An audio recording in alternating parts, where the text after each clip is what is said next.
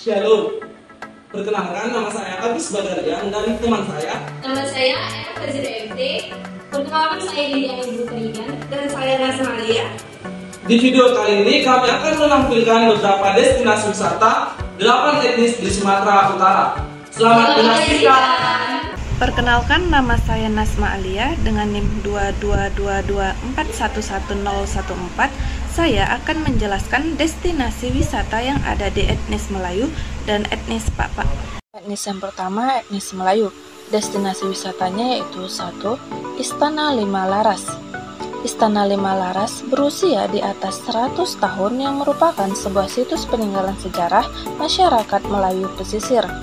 Istana Lima Laras berada di Dusun 1, Desa Lima Laras, Kecamatan Tanjung Tiram, Kabupaten Batubara, Sumatera Utara. Istana Lima Laras adalah peninggalan sejarah kerajaan Melayu di Asahan bagian pesisir yang jaraknya sekitar 136 km sebelah tenggara dari kota Medan. Istana Lima Laras dibangun pada tahun 1907 dan selesai 1912 oleh Datuk Muhammad Yuda yang bertahta pada tahun 1883 hingga 1919. Beliau adalah Raja Kerajaan Lima Laras ke-12. Dalam proses pembangunannya, didatangkan tenaga ahli dari Cina. Istana Lima Laras memiliki luas 102 dikali 98 meter dengan denah persegi panjang seperti pola penyusun sebuah kubus atau balok. Bangunan ini berlantai 4 dengan luas 40 kali 35 meter. Bangunan berupa rumah panggung ini dibuat dengan mengadopsi arsitektur campuran Eropa, Cina, dan Melayu. Unsur Melayu pada bangunan ini sangat dominan pada bentuk hiasan di bagian atap, pintu, dan jendela. Bagian lantai pertama digunakan sebagai tempat bermusyawarah. Adapun lantai 2 digunakan sebagai tempat tinggal dan oleh karena itu terdiri dari ruang-ruang kamar. Untuk menuju ke lantai 2 dan lantai 3 mempunyai anak tangga berputar yang memiliki 27 anak tangga dari dalam menuju ke atas. Jika berkunjung ke istana ini dapat melihat keindahan dan kekokohan bangunan yang masih utuh, tanda kemegahan kerajaan itu pada masa lampau. Namun saat ini banyak kayu atau dinding yang mulai lapuk atau keropos akibat dimakan usia. 2. Masjid Raya Stabat. Masjid Raya Stabat merupakan salah satu masjid peninggalan bersejarah yang ada di Kabupaten Langkat, Sumatera Utara. Masjid ini merupakan masjid terbesar dan masjid utama di kota Stabat, Kabupaten Langkat. Masjid ini berada di kota Stabat, Kabupaten Langkat, tepatnya di sisi Sungai Wampu dan berada di pinggir jalan lintas Sumatera. Masjid ini dibangun 2 tahun setelah pembangunan Masjid Azizi di Tanjung Pura.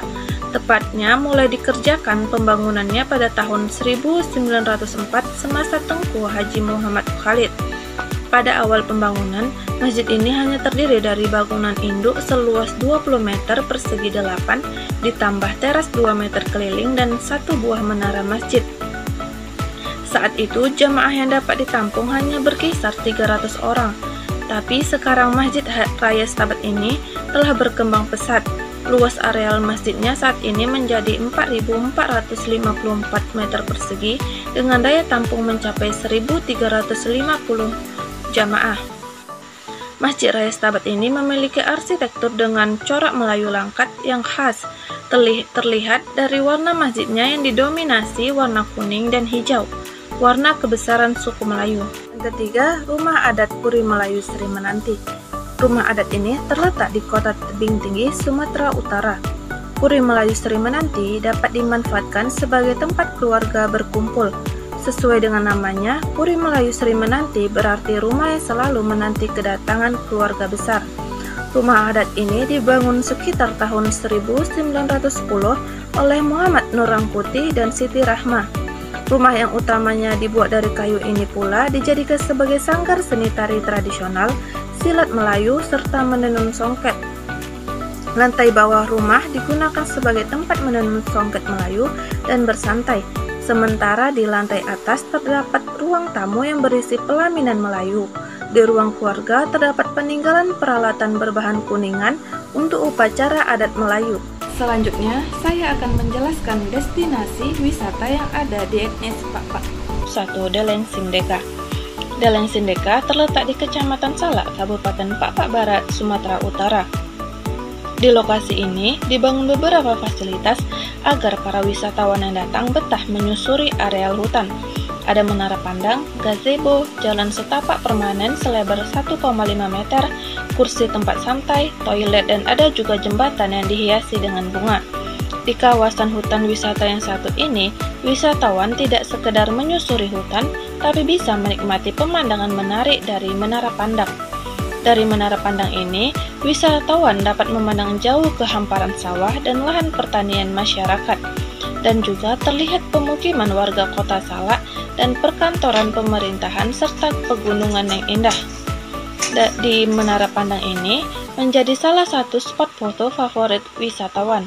Masuk ke kawasan hutan wisata yang asri ini memang tidak gratis, tapi tak perlu risau. Tiket masuk hanya Rp2.000 untuk orang dewasa, dan bisa sepuasnya menyusuri lokasi hutan wisata Deleng Sindeka. Yang kedua, Liang Tojok. Liang Tojok berada di Desa Mungkur, Kecamatan Si4 Rube, Kabupaten Pak Barat. Wisata ini merupakan gabungan dari air terjun dan juga gua. Gua ini diberi nama oleh masyarakat setempat dengan sebutan Liang Tojok. Kata liang adalah bahasa Papak yang artinya gua. Sampai saat ini belum ada fasilitas pendukung yang dibangun untuk mengembangkan objek wisata Liang Tojok. Jalan menuju lokasi belum terawat dan hanya berupa jalan setapak. Jarak Goa Liang Tojok dengan kota Salak sekitar 45 km dan membutuhkan waktu tempuh sekitar 4 hingga 5 jam. Sayangnya, akses untuk mencari kendaraan umum begitu sulit, sehingga disarankan membawa kendaraan pribadi bersama rombongan jika ingin menikmati wisata yang satu ini. Ketiga, air terjun Lai Singgabit.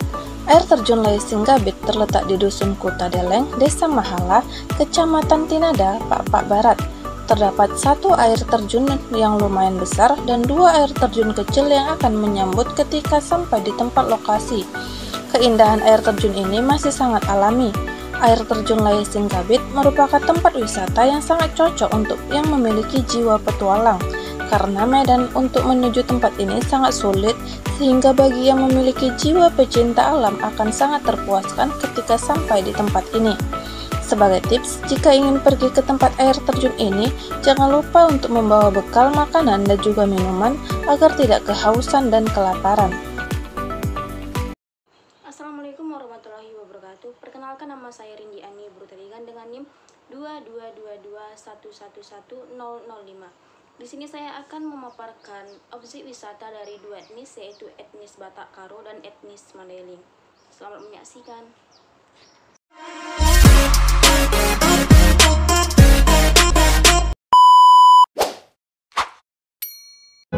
Wisata yang pertama dari etnis Karo yaitu Bukit Gundaling. Bukit Gundaling adalah salah satu objek wisata yang jaraknya cukup dekat dengan kota Brastagi dan terletak kurang lebih 60 km dari kota Medan.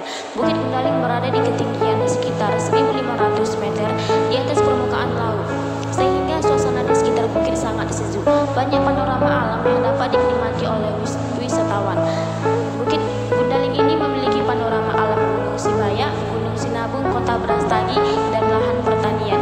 Wisatawan juga dapat berjalan menyusuri Bukit Gundaling yang banyak ditumbuhi pohon pinus. Selain menikmati keindahan alam, wisatawan juga dapat menikmati udara Brastagi yang sangat menyegarkan. Banyak kegiatan wisata yang bisa dilakukan sambil memandang pemandangan yang indah. Kegiatan yang bisa dilakukan diantaranya adalah berkuda, naik delman bersama keluarga, dan lain-lain. Dan kalau di malam hari akan semakin indah dengan lampu-lampu di kota Brastagi. Nah, sekarang kita masuk ke objek wisata yang kedua dari etnis Karo, yaitu Danau Lokawar. Danau Lokawar merupakan salah satu danau yang ada di Kabupaten Karo, tepatnya di Desa Kutakugu, Kecamatan Namontra. Nah, Danau Lokawar ini terletak di bawah kaki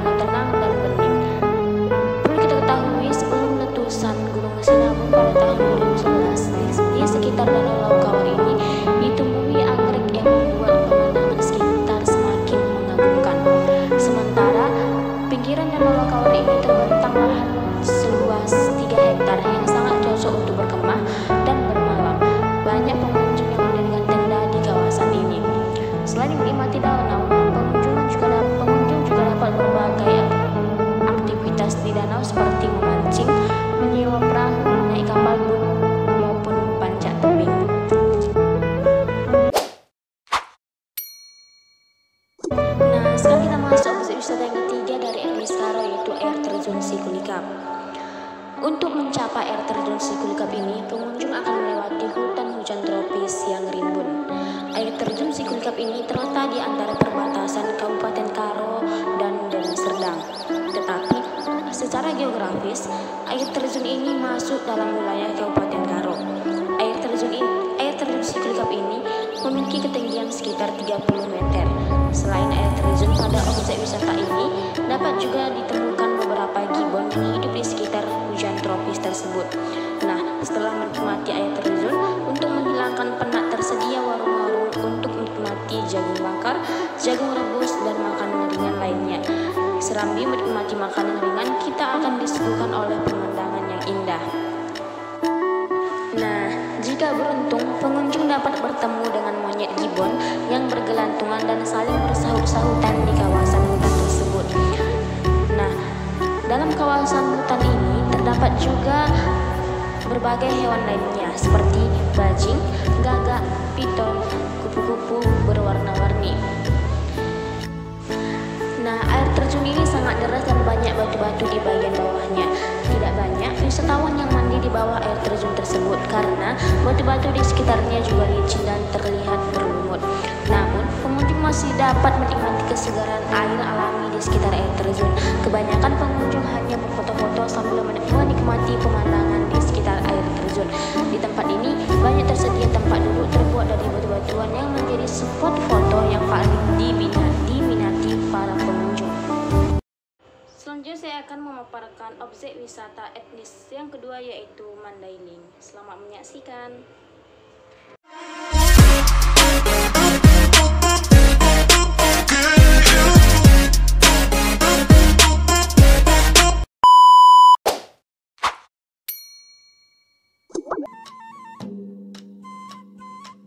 Objek wisata pertama dari etnis Mandailing yaitu air panas Sibanggor. Air panas Sibanggor menawarkan objek wisata yang sangat indah sekaligus unik karena air panasnya memiliki kandungan yang baik untuk kesehatan yang konon dapat menyembuhkan segala macam penyakit. Banyak orang yang datang ke tempat ini hanya untuk berendam air panas. Tiket masuk air panas Sibanggor masih tergolong murah, yakni sekitar Rp5.000 saja, dan sudah mendapat fasilitas lengkap seperti toilet, ruang ganti, dan musola. Adapun lokasinya adalah di Sibanggor, Tonga, Kecamatan Sorik Merapi, Kabupaten Mandailing, Natal.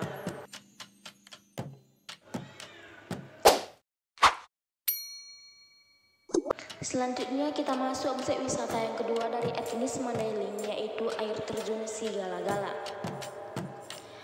Air terjun ini sangat unik dengan batuan besar yang terbelah.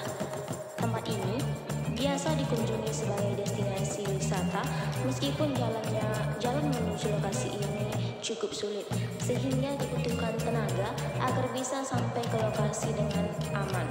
Air terjun Sigala-Gala ini berada di Jalan Lintas Natal, Tanah Batu, Kecamatan Payakumbuh Selatan, Kabupaten Mandailing, Natal. Jaraknya dari pusat kota Payakumbuh sekitar 28 km dengan perkiraan waktu perjalanan sekitar 20 menit dengan menggunakan mobil atau sepeda motor. Perlu kita ketahui, dengan suasana pedesaan yang sangat asri akan disuguhi pemandangan alam yang begitu alami di sepanjang perjalanan dari desa Sigala-Gala hingga ke air terjun Sigala-Gala. Dan untuk air terjunnya memiliki tinggi kurang lebih 30 meter dan di atasnya merupakan hutan yang dilindungi. Nah, sekarang kita masuk ke objek wisata yang ketiga yang tidak kalah menarik dari objek wisata yang sebelumnya dari etnis Mandailing, yaitu objek wisata Bukit Muhasabah. Bukit ini dihiasi dengan batuan putih yang sangat cantik.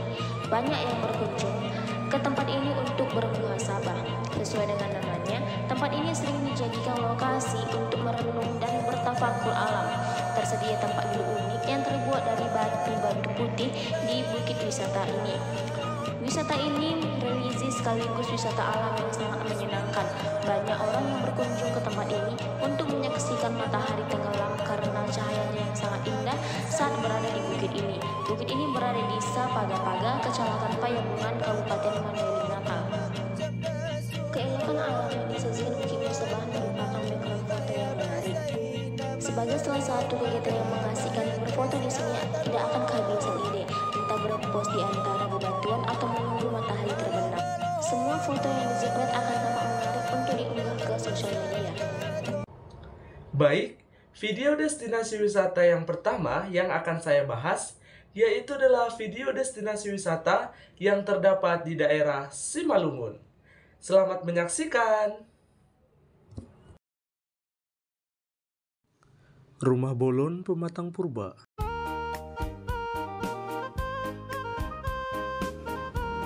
Rumah Bolon Pematang Purba merupakan salah satu bangunan bersejarah yang berada di Kecamatan Purba, Kabupaten Simalungun, Sumatera Utara. Konon, Rumah Bolon Pematang Purba adalah sebuah istana peninggalan Raja Simalungun, yakni Raja Purba dan dikenal dengan Tuan Raendan. Bangunan ini diperkirakan sudah berdiri sejak tahun 1515 Masehi dan berjarak 170 km dari Medan dan 70 km dari Pematang Siantar. Walaupun sudah terlihat tua, namun pengunjung yang berwisata ke sini bisa melihat secara langsung bangunan bersejarah ini dan mampu menambah pengetahuan pengunjung. Museum Simalungun. Museum Simalungun adalah sebuah museum daerah yang berada di Jalan Sudirman, Kecamatan Siantar Barat, Kota Pematang Siantar, Provinsi Sumatera Utara. Museum ini mulai dibangun pada bulan April tahun 1939 dan selesai bulan Desember tahun 1939. Pengunjung yang berwisata ke sini akan melihat secara langsung peralatan atau berbagai macam koleksi seperti koleksi peralatan rumah tangga, naskah kuno, mata uang, dan lain-lain. Museum ini juga merupakan salah satu tempat bersejarah yang berada di Simalungun. Dengan demikian, pengunjung yang berwisata ke tempat ini selain merilekskan pemikiran dan menyejukkan mata, juga akan menambah wawasan pengunjung tersebut.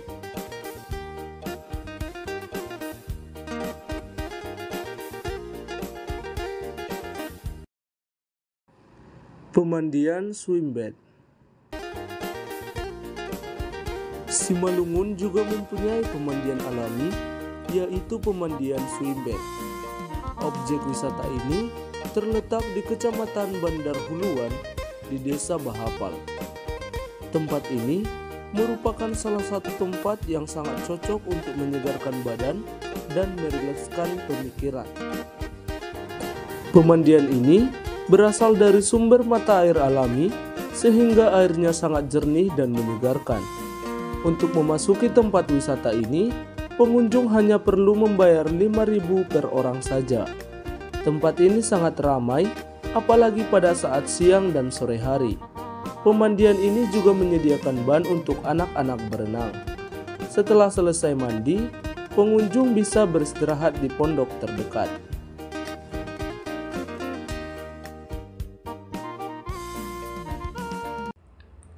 Baik, demikian beberapa video destinasi wisata yang terdapat di daerah Simalungun. Nah, selanjutnya, kita akan membahas beberapa video destinasi wisata yang terdapat di daerah Batak Toba. Selamat menyaksikan!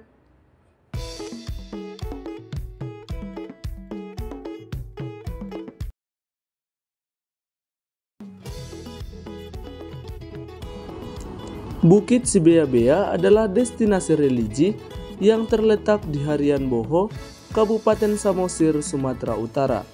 Daya tarik wisata ini adalah hadirnya patung Tuhan Yesus di puncak Bukit Sibea-bea. Bukit Sibea-bea Samosir merupakan kawasan wisata yang sangat khas dengan jalannya yang berliku-liku dan keindahan panorama Danau Toba di ketinggian 1021 meter di atas permukaan laut. Pengunjung akan menikmati indahnya ketinggian Sibea-bea dengan sejuknya hemparan angin bertiup.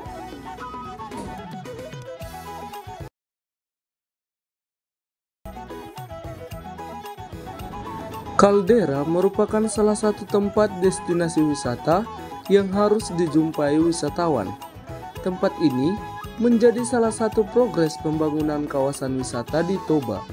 Tempat kaldera ini sangat strategis karena berada di bibir tebing dan langsung mengarah pada lembah dan danau yang sangat indah.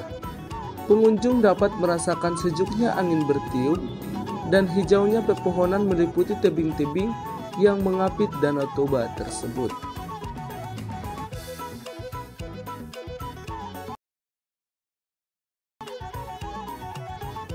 Batu gantung terletak di Parapat, tepatnya pada tepi Danau Toba, sehingga tidak jauh dari Pulau Samosir. Sampai saat ini, batu gantung masih menjadi sasaran wisatawan untuk mengunjunginya. Namun, di balik kepopuleran tempat wisata ini, terdapat juga kisah sedih yang melatar belakanginya terjadinya batu gantung tersebut. Diyakini, batu gantung tersebut adalah seorang perempuan dan anjingnya yang tersangkut di tebing tersebut. Dan diyakini juga terjadi karena hendak melarikan diri dari keluarga yang akan menjodohkannya kepada pihak laki-laki. Baik, demikianlah beberapa video destinasi wisata yang terdapat di daerah Simalungun dan Batak Toba. Saya ucapkan perkenalkan, nama saya Era Fazira MT dengan NIM 2222111007. Di sini saya akan menjelaskan destinasi wisata pada etnis Angkola dan etnis Nias. Destinasi pada etnis Angkola. Yang pertama, air terjun Sisundang. Air terjun ini berlokasikan di Desa Sisundang, Kecamatan Angkola Barat, Kabupaten Tapanuli Selatan. Letak air terjun ini adalah sekitar 2 km dari jalan lintas Sidempuan Sibolga. Lokasi ini dapat diakses dengan kendaraan roda 2, namun hanya sampai tempat parkir yang berjarak sekitar 500 meter dari lokasi air terjun. Selanjutnya, dari area parkir, kita harus berjalan kaki melewati jalan setapak dari persawahan dan kebun salak milik warga.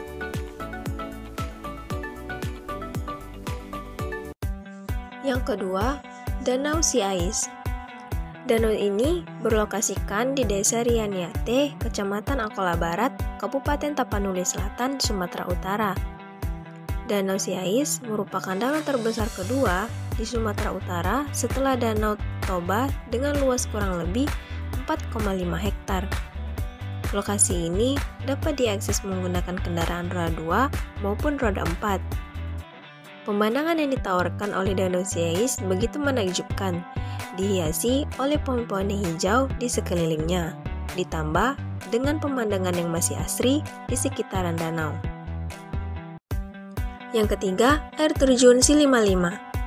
Air terjun ini berlokasi di Desa Majumambe, Kecamatan Marancar, Kabupaten Tapanuli Selatan, Sumatera Utara. Air terjun ini memiliki ketinggian lebih dari 80 meter. Akses untuk mencapai lokasi air terjun ini cukup sulit.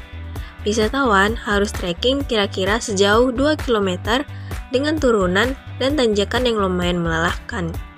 Setelah sampai di tempat tujuan, rasa lelah terbayarkan dengan pemandangan air terjun cukup indah.